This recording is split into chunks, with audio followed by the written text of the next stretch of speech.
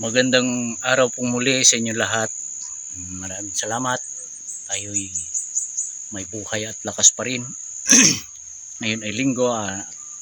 Pinagpapasalamat natin sa ating Panginoong Diyos kasi nakasamba tayo kaninang umaga, alas 6 ng umaga. At napakasarap ang pakiramdam. Muling makaparinig ng mga aral ng Panginoong Diyos na galing sa Biblia. Lalo't yung leksyon kanina ay patungkol sa Biblia. Yun ang number 1 na doktrina sa loob ng Iglesia ni Cristo. Ang Biblia ang batayan ng pananampalataya sa Iglesia ni Cristo. Hindi yung kagaya ng ibang mga relihiyon na kung ano-anong mga aklat. Ang Iglesia ni Cristo ay Biblia lamang ang pinagbabatayan. Kung ano yung nakasulat, yun lamang ang susundin. Ito, pasensya na po kayo at aking background ay nandito kasi ako sa kabundukan, alam nyo naman, sa bukid. Alam nyo naman yung taga-probinsya. Pero ganun pa man ay matiwasay ang ating buhay, yung ating kaisipan. Nakakapagkape, nakakatulog ng mahimbing, nakakatrabaho sa araw-araw. Nakakagawa ng dapat gawin sa araw-araw para sa ating pamilya. Hindi kagaya ng isang tao dyan na aligaga. Hindi na malaman kung sinusuportahan pa ba siya ng kanyang mga amo. Kasi may napanood ako na video na parang gusto na niyang kumanta, gusto na niyang isuko yung pinaglalaban niya. Kasi ayon sa kanya, inuutusan lang daw siya . Pero magpasalamat muna ako kay kapatid na Nubs Vlog sa kanya kung kinuhang video ito. Maraming salamat po. Sana patuloy kayong pagpalain ng Ama, pagpalain ng Panginoong Diyos, kayo at ang inyong sambahayan. Yun nga, nakasamba tayo kanina, muli na namang lumakas yung ating pananampalataya. Masasabi natin na dito talaga tayo sa loob ng Iglesia ni Cristo. Walang makakaalis sa atin. Kaya ko ito sinasabi kasi ako ay pinanganak na Iglesia ni Cristo at mamamatay akong Iglesia ni Cristo. Paninindigan ko, ipagtatanggol ko yung aral, yung doktrina na natanggap ko mula sa sugo hanggang sa pamamahala. Kasi iisa ang aral na itinuturo nila hanggang sa kasalukuyan na namamahala, ang kapatid na Eduardo Manalo. Sa abot ng aking makakaya, ipagtatanggol ko yung aking pananampalataya bilang isang Iglesia ni Cristo. Kasi may mga baser, maraming baser sinasabi na hindi daw totoo ang Iglesia ni Cristo. Iglesia ni Manalo, ang wika nila, may insecure sila kasi nga ay hindi nila kayang ipaglaban yung kanilang pananampalataya. Hindi nila kayang ipaglaban yung paniniwala nila na tama. Patunayan nila na tama, mali naman. Mali naman yung mga doktrina nila. Sinasabi nila, bakit daw ang kapatid na Felix Manalo ay anghel at si Kristo ay tao? Tao ang Panginoong Hesukristo pero hindi normal na tao. Katulad ng mga nakaraang pagsamba, pinuspos siya ng Panginoong Diyos ng kapangyarihan na wala sa kanino mang tao.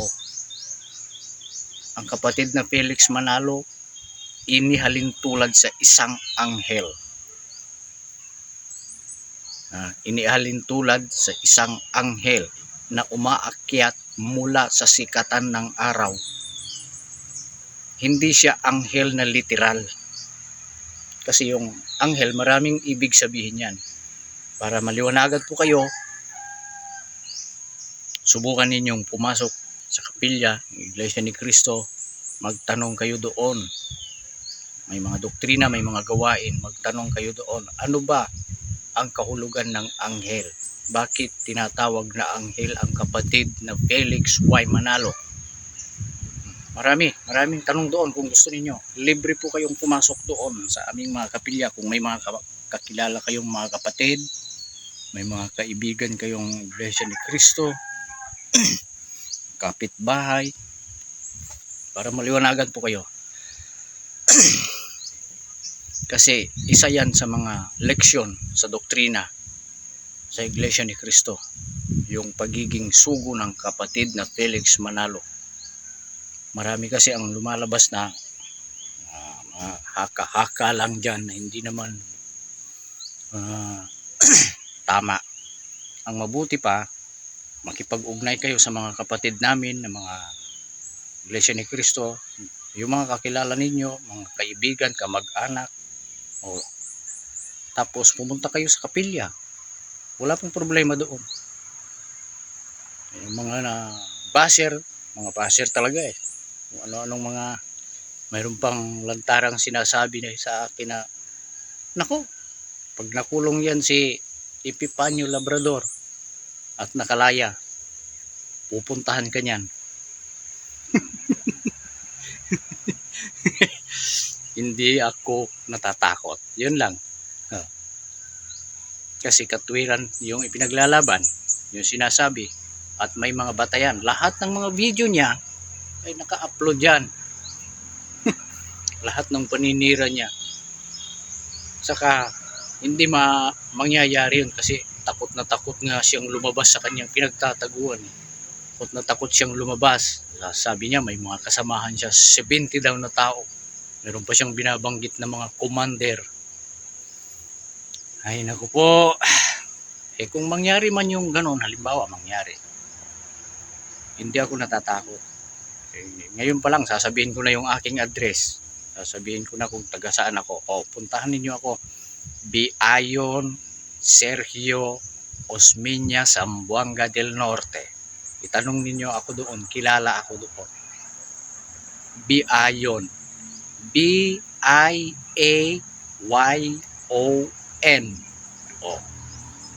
Sinabi ko na yung aking address ha. Hindi ako natatakot alang-alang sa aking pagka-iglesia ni Cristo. Kaya kong panindigan, ipaglaban yung aking pananampalataya. Yung mga basher dyan, hindi ninyo ako matitinag. Ikaw, kung hindi mo kayang ipaglaban yung pananampalataya mo, nasa iyo yan. Kasi may mga nagsasabi dyan na kuno Iglesia ni Cristo, kuno mananampalataya. Pero pagdating ng pagsubok, pagdating ng pag-uusig, umurong, yung iba dyan, nag-Iglesia ni Cristo lang dahil sa tao. Paano ko nasabi na dahil sa tao? Yung amo niya, Iglesia ni Cristo. Yung nililigawan niya o yung nanliligaw sa kanya, Iglesia ni Cristo. Yung pinagtatrabahuan niya, Iglesia ni Cristo. Nagtatrabaho siya sa Iglesia ni Cristo. Pero, hindi mananampalataya. Hindi niya kayang ipaglaban yung kanyang pagka-Iglesia ni Cristo. Anong katunayan? May mga dati na mga ministro na natiwalag dahil sa pansariling kapakanan, pansariling tawag nito, kagustuhan. May mga dating miyembro sa Iglesia ni Cristo na natiwalag dahil yun nga, walang pananampalataya. Gusto nila para lang sa kanila. Pagka hindi na nataon o pabor sa kanilang gusto, hindi na siya papanig sa Iglesia ni Cristo, sisiraan na niya, natatakot na siya. Ito po sasabihin ko sa inyo, naikot ko na ang Pilipinas dahil naglilingkod po ako sa Iglesia ni Cristo. Alam po ito ng mga kapatid sa Iglesia ni Cristo. Mula noong 1993, pumasok na ako sa construction. kasangkapan po ako sa pagsasaayos sa mga gusaling sambahan at iba pang mga mihoras. Noong 1993, nagsimula ako. Pero, nung taon na yun ay nasa 18 anyos pa lang ako. Medyo bata pa, yung kaisipan doon ay parang puro pasyal lang ang gusto. Ito may kwan ko lang ha, may bahagi ko lang yung aking karanasan. Hindi ako nakapag-focus noon sa construction hanggang 2000. Nag-focus na lang ako noong 2000 hanggang ngayon. Kaya marami na akong napuntahang lugar. Luzon, Visayas, Mindanao. Na halos ako lang mag-isa. Hindi naman ako natatakot. Yun nga ang kasaysayan ni Abraham. Inutusan siya ng Panginoong Diyos na pupunta sa isang lugar na hindi niya alam kung anong mangyayari sa kanya, kung ano ang kanyang kahihinatnan doon. Bakit siya sumunod? Dahil sa pananampalataya. Nakukuha po ba ninyo yung ibig kong sabihin? Wala akong kaaway, wala akong tinatapakan. Ang ipinaglalaban ko lang yung aking pananampalataya, yung aking pagka-iglesia ni Kristo. Wala din akong binabanggit na tao. Ang binabanggit ko, yung mga basher. Kaya, subukan ninyong dumalo sa mga pagsamba. Subukan ninyong umattend sa mga doktrina, sa mga gawain. Maliliwanagan kayo. Hindi naman porket nakinig kayo ay iglesia ni Kristo na kayo. Hindi po. Magsusuri kayo. Ganun lang po yun. Ito nga, balik tayo sa ating topic. Napalayo na kung saan napunta. Kasi doon sa mga basher eh. Pero, ganun pa man, maraming salamat sa inyo kasi nanonood kayo sa aking video. Ngayon, mayroong akong kinuhang video mula kay kapatid na Nubs Vlog. Itong si Epifanio Labrador ay parang nakukonsensya niya. Ito yung parang gusto na niyang tawag nito, ikanta kung sino-sino yung mga di umano nakasuporta sa kanya. Hindi natin alam kung may katotohanan yan, pero kinuha ko yung video niya. Ito, panoorin natin. Yung video na ipapakita ko po ay kinuha rin niya sa isang vlogger din na kilala niya. At ayon doon sa vlogger na yun ay sinampahan na ng kaso sa DOJ si Epifanio Labrador. Isang kapatid ang nagsampa ng kaso sa DOJ. Matindi. DOJ na. Department of Justice. Ito ha, panoorin natin. Well, may balita ho tayo. Ay, nako, ewan ko kung totoo ito mga kabitan, pero sa tingin ko, totoo ito, hindi ito AI mga kabitan ha. At didiretso na tayo, hindi tayo magtatagal. Dahil nga pala, sinampahan na pala ng kaso sa Department of Justice. Itong si Epifanio Labrador mga kabitan. Dahil medyo wanted na ho ito, hindi na ito lalabas ng bahay, pagkatago na ho ito. Kasi pag umarap po ito sa korte, malamang kukuyugin ito ng taong bayan. Hindi lang yung taong bayan ha, mga INC member, mababait naman eh, pero tao lang mo yan sila. Pag nakita, pag low blood yun. Baka pupunuin yung dugo na mula ho dito sa tao itong mga kabalitaan. Lalo na ho yung mga DDS supporters. Handa-handa na ba kayo? Haharapin ng personal itong mamang ito. Wow! Galing talaga, no? Sinampahan ng kaso, formal lang ginawa ng aksyon si Epifanio Labrador ni Ken Dakpano sa ginawa nitong pagmumura, pambabastos, pang-alipustaho kay Eduardo Manalo at sa simbahang Iglesia ni Cristo at sa mga kaanib o kalyado ho nito mga kabalitaan. So, yun po yung ating paksaw ngayon patungkol lang dito. Pero may mas matindi pa ho ipapalabas natin dyan. Dahil nga po, siguro Naisip na nito mga kabalitaan. Ay naku po. Pati yung announcer siyang naglagay ng mga audio niya, niya na, ng sound effect. Matindi yung pagbabalita kayo na lang bahalang humusga kung ano ang tingin ninyo dyan, kung totoo yan o hindi. Ituloy nga natin. Na sumikip na ho yung kanyang mundo. Pag sumikip na ho yung mundo ng tao, hindi na ho alam kung saan pupunta. At parang hindi na rin maniniwala sa kanyang kasamahan. Baka kumanta o baka may pabuya at siya ibibinta mga kapalitaan. At una bes, takot dito kay Arnit Teves pala.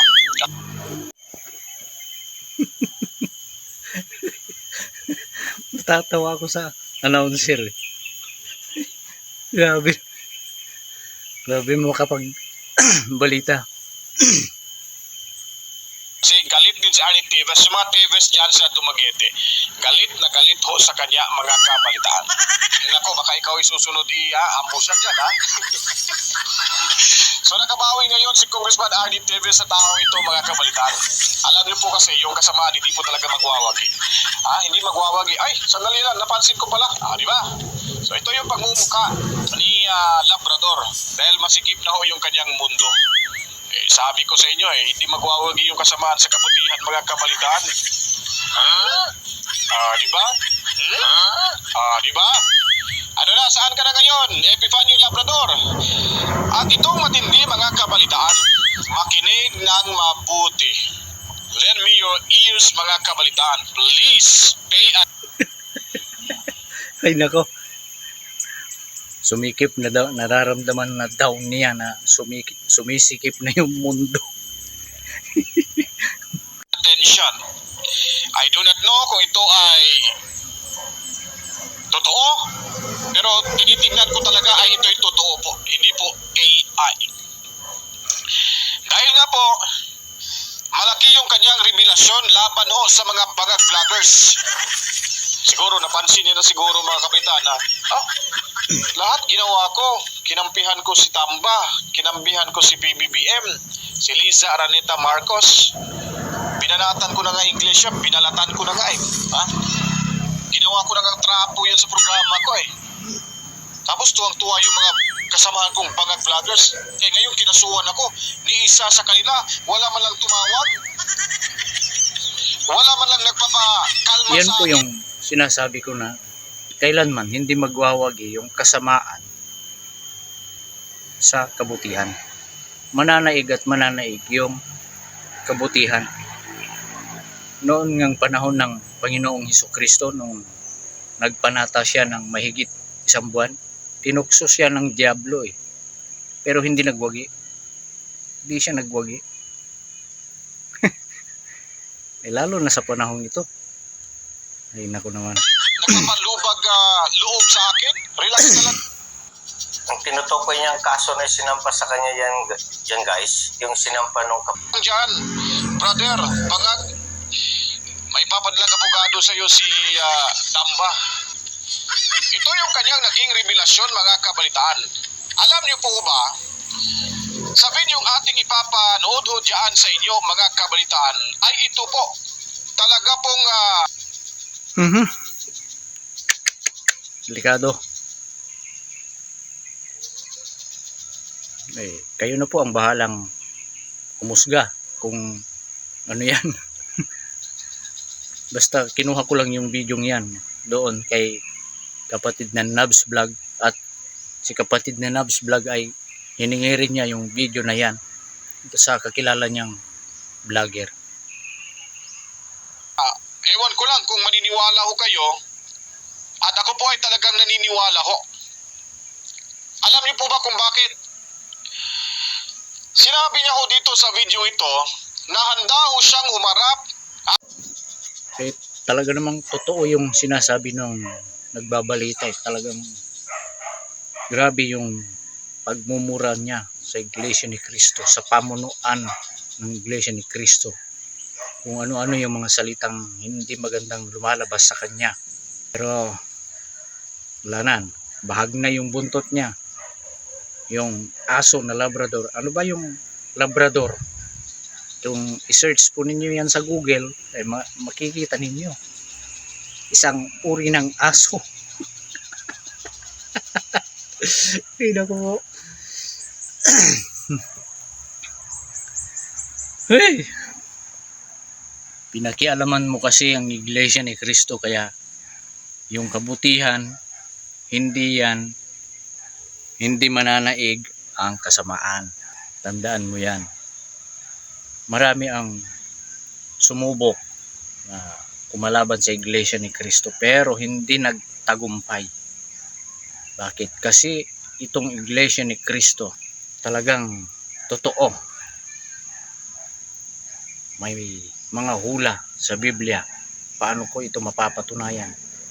Dumalo kayo sa mga gawain, kagaya ng sinasabi ko. Dumalo kayo sa mga gawain. Makinig kayo ng mga aral ng Iglesia ni Cristo. Makinig lang kayo, mag-observe, walang problema. Pwede kayong magtanong doon sa ministro. Diyan, malapit sa inyong lugar. Ang Iglesia ni Cristo ay totoo. Hindi ito kulto. Paninira lang nila yung sinasabi nilang kulto.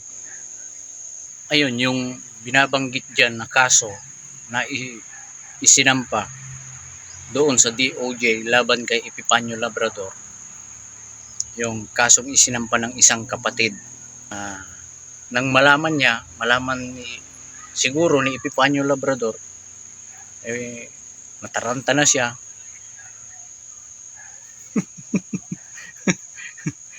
Kaya, ang sabi niya sa huli niyang video, mayroon daw siyang abogado. Iyon ang pagkakarinig ko sa kanya. Mayroon siyang abogado, kaya daw niyang magbayad.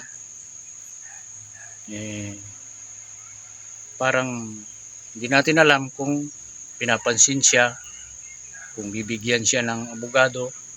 Wala, hindi natin alam. Kasi ayon sa nagbabalita, iniwanan siya sa ere. Ito, ituloy natin. Sa kamera para tumistigo mga kabalitaan.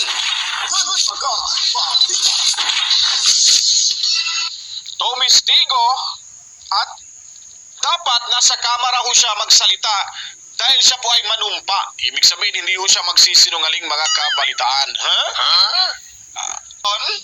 Magandang balita ho yan sa mga DDS supporters mga kabalitaan. Di ba? Magandang balita ho yan. Siya po mga kabalitaan, para magang inusig na ho siya sa kanyang konsensya. Kasama na yung pagkatakot na siya po ay dadamputin kahit anumang oras dahil ang kaso ay nasa DOJ na po ito mga kabalitaan. Ayusin natin to para makita nyo po ha. Tingnan nyo po. Ito po yung mga, hindi ko lang mabasa, napakalito. Nasa Department of Justice, Office of the City Prosecutor, itong kapatid ng nasa ng iglesia na nagsampa ho ng kaso. Ito sila ang nagsampa ng kaso mga kabalitaan. So, talagang gulpi di gula to. Itong si Epifanio Labrador mga kabalitaan.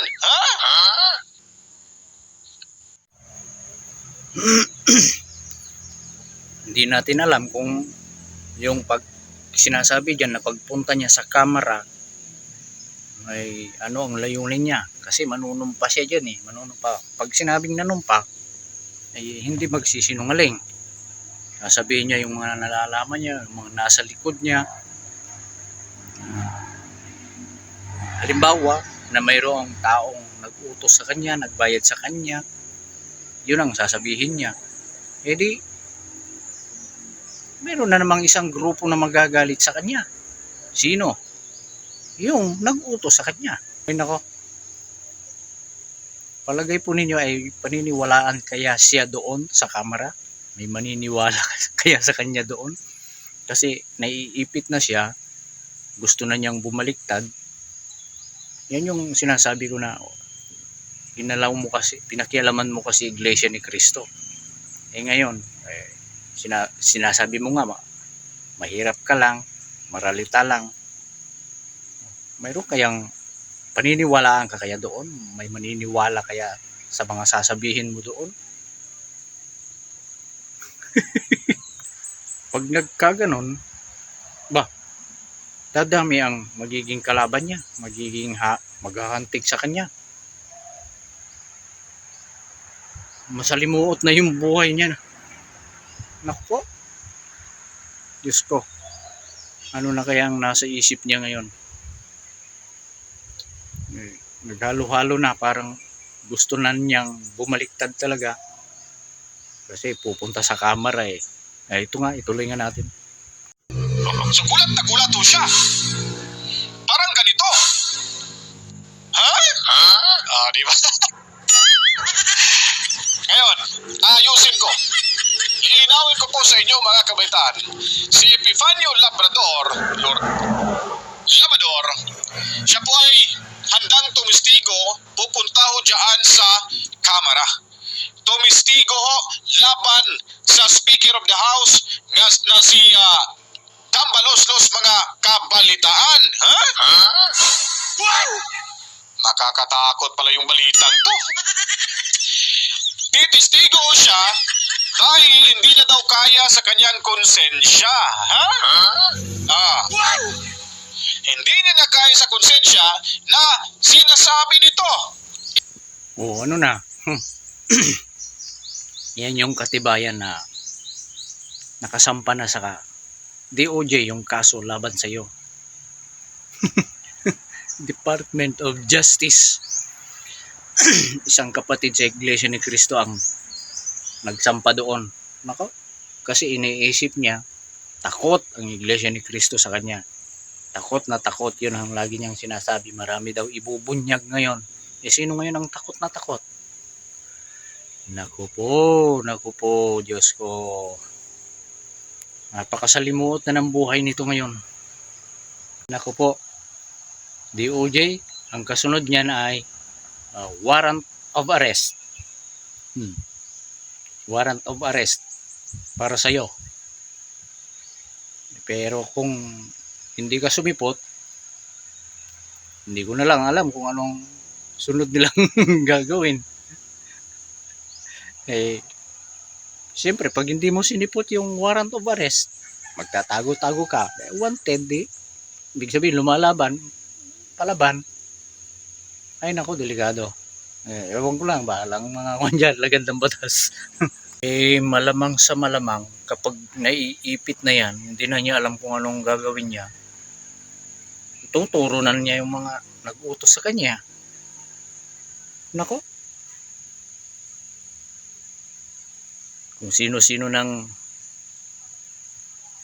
dadawit.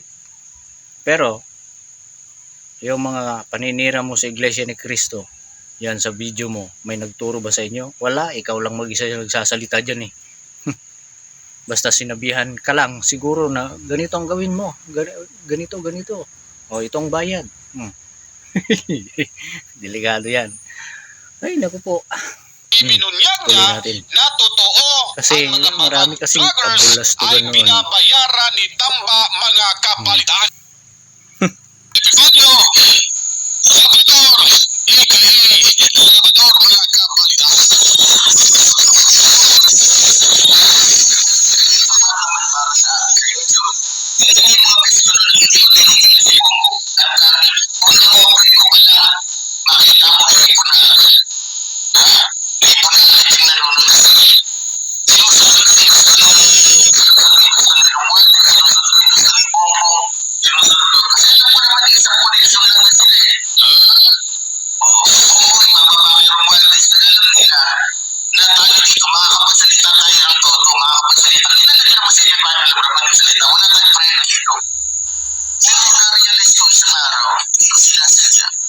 Kapag tinitignan ko si Sarah, ramdam ko yung sakit na nararamdaman niya bilang isang Bisaya. Ramdam ko, sobrang naawa talaga Vice President Sara Duterte. Sobrang naawa ako, grabe. Hindi ko mapigilan. Sa video niyang yan ay parang babaliktad na siya talaga. Nagkakanta na siya. Parang papanig na siya kay Sara. Matalino talaga itong si Labrador. Gusto na niyang magpapansin kay VP Sara Duterte. Kasi nararamdaman na niya na kaawa-awa na siya doon sa kabila yung binabanggit niya. May palagay ninyo yung mga pinagsasabi niyang kontra sa Vice President, kaawaan kaya siya? Ipinapakita lang niya dito na yung pagbablog, ayun ang gawain niya talaga, yung siyempre pag may sumuporta sa kanya, mayroon siyang hihingiing kapalit. Ayun ang tingin ko doon. Napakasalimuot ng buhay nito. Hindi ko na maintindihan, hindi ko na maipaliwanag. Tuloy nga natin yun. Ito, panoorin ho natin itong mga kabaitaan si Epifanio Labrador, aka Labrador, mga kabalitaan. Kapoy, sapat naman para sa amin sa YouTube. Tingnan niyo yung mga views ko noon na hindi ko tinitira si Bongo. Ang dami. Unang open ko pa lang, makita mo libo na agad. Libo na agad yung nanonood. Kasi sinusunod ko yung gusto ni Romualdez, sinusunod ko yung gusto ni Bongbong, sinusunod ko. Kasi alam ko naman, isang connection lang niya sila eh. Bongbong, ibababa kay Romualdez. Dahil alam nila na tayo dito, makakapagsalita tayo ng todo, makakapagsalita. Kilala niya naman si Epifanio Labrador pag nagsalita. Wala tayong preno dito. Pero na-realize ko isang araw, hindi ko sinasadya. Habang tinitignan ko si Sara, ramdam ko yung sakit na nararamdaman niya bilang isang Bisaya din.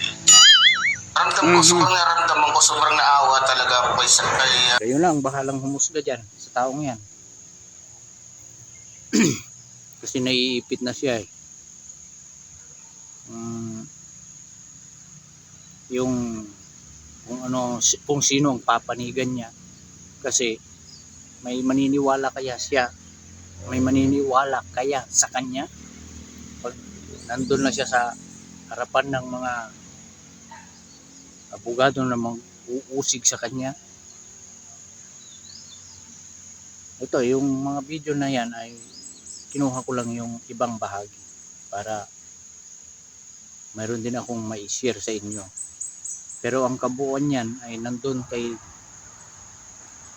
Nabs Vlog. Bueno, ay kayo na po ang bahala. Wala, pakiramdam ko takot na siya, babaliktad na siya. Kung mapapanood nga ninyo yung mga previous video niya sa kanyang channel, ay talagang puro pambabatikos ang ginagawa niya sa kung sino-sinong mga tao. Yun talaga ang trabaho niya. Yun, doon sa channel niyang yun, yung sa Epifanio Labrador. Ewan ko kung mayroon pa siyang ibang trabaho. Hindi ko alam. Hindi natin alam. Alam ko mawawalan ako ng mga views dahil nga sa tinira ko ngayon, ilalabas ko yung sekreto ng mga Marcos eh. Diba? Hindi ko na kaya eh. Pasensya na talaga, hindi ko na kaya. No? Hindi ko na kaya yung inuutos pa ng mga dahilan mo sa utang na loob na yan, utang na loob na yan. Kaya nga hinihintay ko na lang sana mabenta yung aming lupa para mabayaran ko yung na yan. Yung utang na loob na yan. Pero hindi ko na kayang gawin. Kaya may rason ako mga kababayan. Huwag niyo kong pilitin. May dahilan ako sa akin mga Habang tinitignan daw niya si Vice President, nararamdaman daw niya yung sakit nararamdaman niya ng Vice President. Paawa effect. Ano ba yan? Ang galing mo drama. May maniniwala pa ba kaya sa'yo? Kasi kayo eh. Hindi kayo yung nasa, ang alam nyo lang manood, ang alam nyo lang ano. Pero ganun pa man, di pa rin ako nawawalan ng pag-asa. Darating ang panahon na although mawawalan ako ng income sa YouTube dahil sa Kita nyo naman. Siyempre, magagalit yung mga followers, di ba? Ni BBM. Kasi nga, di ba? Pero pag naalaman naman ito ng tao, may maintindihan nyo kaya pala. Kaya pala umatras na si Epifanio kasi karumal-dumal naman talaga na yung iuutos pa sa kanya. Tama na yung kay Jan Amores na nagkamali ako doon. Tama na yun. Pero sabi ko nga, kung sino man yung babaeng nag-utos dito sa akin, doon ko na lang sa Senado sasabihin para at least doon naka-out tayo. Wala. Hindi na nakakatuwa itong ginagawa ni Epifanio Labrador.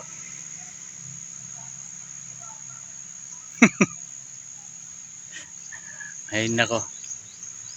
Abangan na lang natin kung ano ang mga susunod na mangyayari sa kanya. Maraming salamat po at mag-iingat po tayo lahat.